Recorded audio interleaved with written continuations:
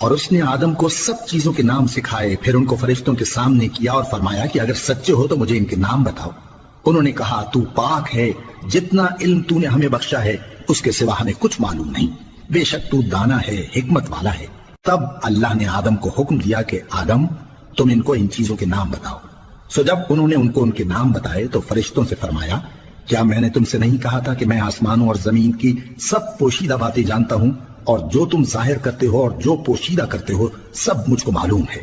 اور جب ہم نے فرشتوں کو حکم دیا کہ آدم کے آگے سجدہ کرو تو وہ سب سجدے میں گر پڑے مگر شیطان نے انکار کیا اور غرور میں آ کر کافر بن گیا۔ اور ہم نے کہا کہ اے آدم تم اور تمہاری بیوی بہشت میں رہو اور جہاں سے چاہو بے روک ٹوک کھاؤ پیو، لیکن اس درخت کے پاس نہ جانا، نہیں تو ظالموں میں ہو جاؤ گے۔